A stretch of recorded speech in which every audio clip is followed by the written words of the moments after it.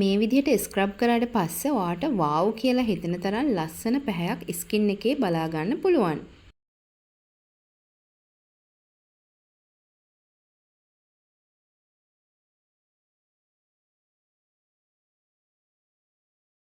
Hi කොහොමද හැමෝම හොඳින් නේද?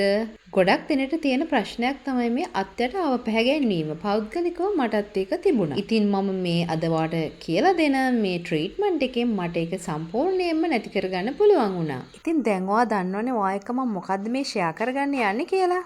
ඔයත් අත්යට ආව පැහැ ගැන්වුණු කෙනෙක් නම් ඔයාට පුළුවන් මේ ට්‍රීට්මන්ට් එකෙන් හොඳ රිසල්ට් එකක් ඉක්මනින්ම ලබා ගන්න. සති 2-3ක් වගේ කාලයක් යනකොට ඔයාගේ අව පැහැ වෙලා තියෙන අත්යට ඔයාට ලස්සන පැහැපත් බවක් බලා ගන්න පුළුවන් වෙයි. සාමාන්‍යයෙන් මේ වගේ තැන් අත්යට වගේ තැන් අඳුරු පැහැවීම සාමාන්‍ය දෙයක්. ගොඩාක් අඳුරු පැහැයට ලක් වෙලා තියෙනවා නම් ඒක ඉතින් අපේ ලස්සනට ලොකු බාධාවක් වෙනවා. ගොඩක් අයගේ අත්යට රේසර් කිරීම නිසා මේ තත්ත්වය ඇති වෙන්න පුළුවන්. සමහර අයට හෝමෝන ප්‍රශ්න නිසා මේ වගේ තත්ත්වයන් නැති වෙන්න පුළුවන්. කිහිලි, ඉකිලි, බෙල්ල වගේ ප්‍රදේශ සාමාන්‍ය කෙනෙකුට වඩා ගොඩාක් තද කළු පැහැයට ලක් වෙලා තියෙන්න පුළුවන්. ඉතින් මේ හෝමෝන වෙනස් වීම නිසා ඇතිවන කළු පැහැයට නම් වෛද්‍යවරයෙක් ළඟට ගිහින් ප්‍රතිකාර ලබා ගන්න ඕන. ඒ වගේ කෙනෙක්ට නම් ලොකු රිසල්ට් එකක් මේකෙන් බලාපොරොත්තු වෙන්න අමාරුයි. නමුත් යම් තරමින් පොඩි රිසල්ට් එකක් ලබා ගන්න පුළුවන්. ඒවා නැත්තටම නැති කරගන්න හැකියාවක් නැහැ. ඒ නිසා ඔයා ඒ වගේ කෙනෙක් නම් හෝමෝන ප්‍රශ්න තියෙන කෙනෙක් නම් වෛද්‍යවරයෙක් ළඟට ගිහින් උපදෙස් අරගෙන වෛද්‍ය ප්‍රතිකාර ලබා ගන්න. හරි අපි දැන් යමු වීඩියෝ එකට ඔයාගේ අව පැහැ වෙලා තියෙන අත්යට පැහැපත් කරන්නේ කොහොමද කියලා බලන්න. ඔයා මම කතා කරන අතර වීඩියෝ එකේ දකින්න ඇතිනේ මෙන්න මේ වගේ අර්තාපල් ගෙඩියකින් පොඩි කෑල්ලක් අරගෙන මේ කරන විදියට හිමින් පිහියකින් තීරු ගසා ගන්න ඕන. ඒ කියන්නේ මේක කපලා වෙන් කරන්නේ නැහැ. ඉරි ඇඳ ගන්නවා වගේ මේ විදියට හරහටයි දික් අතටයි ඉරි ඇඳ ගන්න ඕන. මේ විදියට අර්තාපල් අල කෑල්ල ඉරි ගසා ගත්තට පස්සේ ඔයා මේකට වෙනිවැල් ගැට කුඩු ස්වල්පයක් එකතු කරන්න. ඔයාට වෙනිවැල් ගැට නැත්තම් මේ වෙනුවට අමු කහ කුඩු ස්වල්පයක් එකතු කරන්න පුළුවන්. දැන් බලමු කොහොමද අපි මේ ට්‍රීට්මන්ට් එක කරන්න කියලා. මුලින්ම ඔයාගේ අත්යට හොඳින් පිරිසිදු කරගන්න ඕනේ. කියන්නේ බොඩි වොෂ් එකකින් හරි සබන් වලින් හරි ඔයාගේ අත්යට හොඳින්ම පිරිසිදු කරලා හොඳින් තෙත මාත්තු කරගන්න ඕන. හැබැයි හොඳටම ඩ්‍රයි ක්ලීන් කරන්න එපා.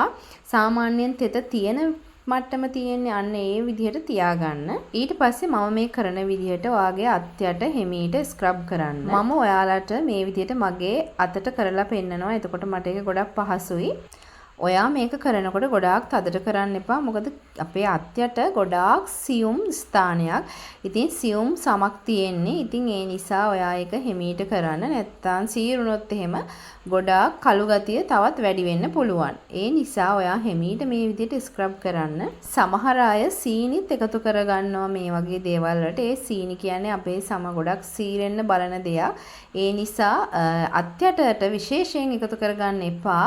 බොඩි ස්ක්‍රබ් එකකට වගේ නම් සීනි එකතු කරගත්තට ප්‍රශ්නයක් නැහැ. අලයුෂයි වෙනිවැල් ගැටයි එකට මික්ස් වෙලා ඔයාගේ ස්කින් එකට ලොකු පැහැයක් ලබා දෙන්න උදව් වෙනවා. වෙනිවැල් ගැට කියන්නේ හොඳ විෂ බීජනාශකයක්. ඒ වගේම හොඳින් පිරිසිදු කරලා සමට හොඳ පැහැපත් බවක් ලබා දෙනවා. අව පැහැ නැති කරන්න ගොඩාක් වැදගත් වෙනවා. හොඳ දීප්තිමත් ස්කින් එකක් ලබා ගන්න වෙනිවැල් ගැට වලින් අපිට ලොකු උදව්වක් ලබා දෙනවා. අලයුෂ කියන්නේ නම් සුපිරි බ්ලීචින් කාරකයක් වගේ සම සුදු කරන්න පුළුවන්. ස්කින් එකේ පැහැ හොඳින්ම වැඩි කරන්න පුළුවන් දෙයක්. ඉතින් අලයුෂ වලින් අපිට හොඳ රිසල්ට් එකක් ලබා ගන්න පුළුවන්. මේ අව පැහැ වෙලා තියෙන තැන් වලට ඔයාගේ ඇඟිලි පුරුක් කළු වෙලා තියෙනවා නම් ඒවටත් මේ ස්ක්‍රබ් එක ගොඩාක් හොඳයි. ඒ වගේම බෙල්ල, ඉකිලි වගේ අඳුරු වෙලා තියෙන ප්‍රදේශ වලටත් මේ අලවලින් කරන ස්ක්‍රබ් එක භාවිතා කරන්න පුළුවන් නම් ඔයාට හොඳ රිසල්ට් එකක් ලබා ගන්න පුළුවන්. මේ විදිහට විනාඩි 3-4ක් ස්ක්‍රබ් කරාට පස්සේ අපි සාමාන්‍ය වතුරෙන් මේක සෝදලා අයින් කරනවා.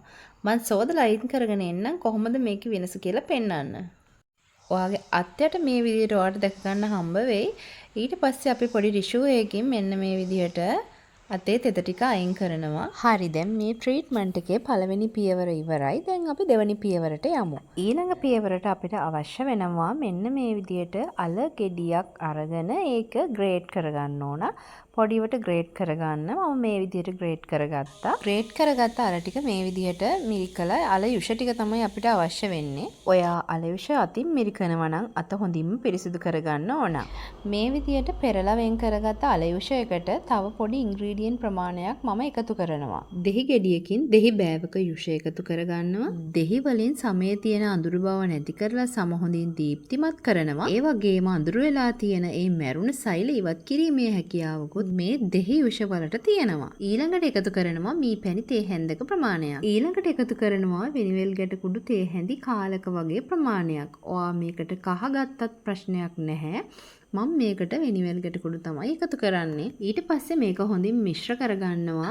ඊළඟට මම එකතු කරනවා මම පාවිච්චි කරන මගේ ගෝල්ඩන් බොඩි ඔයිල් එක. ඔයාට මේ බොඩි ඔයිල් එක හදන විදිය බලා ගන්න ඕන නම් මගේ channel එකට ගිහිල්ලා බලන්න ගෝල්ඩන් බොඩි ඔයිල් එක. ඔයාලට කොහොමද හදන්නේ කියලා බලා ගන්න පුළුවන්. මගේ බොඩි ඔයිල් එකෙන් මම ඩ්‍රොප් 3-4ක් වගේ දා ගන්නවා. මේ වෙනුවට ඔයාට සුදු පොල් තෙල් විතරක් ගන්නත් පුළුවන්. ඉතින් ඊට වඩා ගොඩාක් හොඳයි මේ බොඩි ඔයිල් එක පාවිච්චි කරනවා නම් මේකේ ගුණ ගොඩාක් එකතු කරලා තියෙනවා. මේ බොඩි ඔයිල් එකටත් මම සුදු පොල් තෙල් එකතු කරලා තියෙනවා. ඉතින් මේකෙන් ලැබෙන රිසල්ට් එක ගොඩක්ම හොඳ නිසා තමයි මම මේකට මේ ඔයිල් එක එකතු කරේ. ඔයා කැමති නම් මගේ channel එකට ගිහිල්ලා මේ ඔයිල් එක හදන විදිය බලන්න. මම කලින් කිව්වා වගේ නැත්තම් ඔයාට පුළුවන් සුදු පොල් තෙල් විතරක් උනත් මේකට එකතු කරන්න ප්‍රශ්නයක් නැහැ. මේ විදියට මිශ්‍රණය හොඳින්ම කලවම් කරගන්න. ඊට පස්සේ යමු අපි කොහොමද මේක ඇප්ලයි කරන්න කියලා බලන්න. ස්ක්‍රබ් එකෙන් පස්සේ අවසාන පියවර මේක තමයි. ඊට පස්සේ මම මේ විදිහට පිරිසිදු කරලා හොඳින් ස්ක්‍රබ් කරගත්ත අත්වලට මේ විදිහට ඇප්ලයි කරගන්නවා. ඔයත් ඔයාගේ අත්යට මේ විදිහට ඇප්ලයි කරගන්න. හොඳින්ම ආලේප කරගත්තට පස්සේ විනාඩි 20ත් පැය භාගයක් වගේ ඔයා මේක සමට උරා ගන්නකම් වේලෙන්න තියාගන්න ඕන. මේක තමයි අත්යට අවපැහැයට තියෙන හොඳම විසඳුම කියලා මට කියන්න පුළුවන්. ඔයාට ඒක තේරෙයි ඔයා මේක කරලා බැලුවට පස්සේ මේ විදිහට සමට හොඳින් උරා ගත්තට පස්සේ හොඳින් වේලුණාට පස්සේ මම නැවත සැරයක් මේ මිශ්‍රණය ආලේප කරනවා. මේ සත්කාරය ගොඩාක්ම හොඳ සත්කාරයක්. මේ මිශ්‍රණයට මම එකතු කරලා තියෙන්නේ අත්යට පැහැය හොඳින්ම වැඩි කරන්න පුළුවන් විදිහේ ඉන්ග්‍රීඩියන්ට්. ඉතින් කඩෙන් අන්ඩාම් ක්‍රීම් එකක් ගන්නවට වඩා හොඳයි අපිට මේ විදිහට හදාගෙන මේ සත්කාරය කරන්න පුළුවන් නම් හොඳ රිසල්ට් එකක් ගන්න පුළුවන්. ඉතින් ලස්සන වෙන්න ටිකක් මහන්සි වෙන්න ඕන තමයි. ඒ වගේම පොඩි කාලයක් වැය කරන්නත් වෙනවා. ඉතින් පොඩ්ඩක් කාලේ වැය කරන්න උනත් මොකද නේද ලස්සන වෙන්න පුළුවන් නම් අපිට ලැබෙන ප්‍රතිඵලය හොඳයි නම් අපි මේ විදිහට දෙයක් හදාගෙන පාවිච්චි කරලා ඒකෙන් ලැබෙන රිසල්ට් දැක්කාම මට නම් මාරම සතුටක් දැනෙන්නේ. මේ විදිහට මම දෙවෙනි පාරත් ආලේප කරලා ඉවරයි. දැන් කොහොමද කියලා රිසල්ට් එක ඔයාලට පෙන්වන්න එන්නම් මේක සෝදලා අයින් කරලා. මේ විදිහට තමයි සෝදලා ආවම ඔයාලට දකින්න පුළුවන් වෙන්නේ. ලොකු වෙනසක් තියෙනවා ස්කින් එකේ ඔයාලට පේනවා ඇති. ඔයාටත් ඔයාගේ අත්යට මේ වෙනස බලා ගන්න පුළුවන් වෙයි හොඳින්ම. දවසින් දෙකෙන් මේකේ රිසල්ට් බලාපොරොත්තු වෙන්න එපා. සති 2-3ක් වගේ යනකොට ඔයාට හොඳ රිසල්ට් එකක් බලා ගන්න පුළුවන්. මොකද ස්වභාවික දේවල් නිසා ටිකක් කල් ගියාට ලැබෙන රිසල්ට් එක මාරම හොඳයි. ඔයා මේක සති 2ක් වගේ කරගෙන යනකොට ඔයාට හොඳ ප්‍රතිඵලයක් බලා ගන්න පුළුවන්. ඔයා ස්ක්‍රබ් එක හැමදාම කරන්න අවශ්‍ය නැහැ. ඔයා සතියකට එක සැරේ මේ ස්ක්‍රබ් එක භාවිතා කරන්න ඕන. ඊට පස්සේ මම මේ හදපු මිශ්‍රණය ඔයා සතියට දවස් 2-3ක් වගේ පාවිච්චි කරොත් හොඳයි. හැමදාම වුණත් ප්‍රශ්නයක් නෑ. ඔයාට කාල වේලාව තියෙනවා නම් ඔයාට ඉක්මනටම හොඳ ප්‍රතිඵලයක් ගන්න පුළුවන්. ඉතින් ඔයා කාර්යබහුල කෙනෙක් නම් ඔයාට සතියකට 3 වතාවක්වත් මේක කරන්න පුළුවන් නම් ගොඩාක් හොඳයි. මතක තියාගන්න ස්ක්‍රබ් කරන්නේ සතියකට එක සැරේයි. ඔයාගේ රිසල්ට් එකත් මට කමෙන්ට් කරන්න. එහෙනම් ගිහින් එන්න සතුටින් ඉන්න පරිස්සමෙන් ඉන්න. බයි.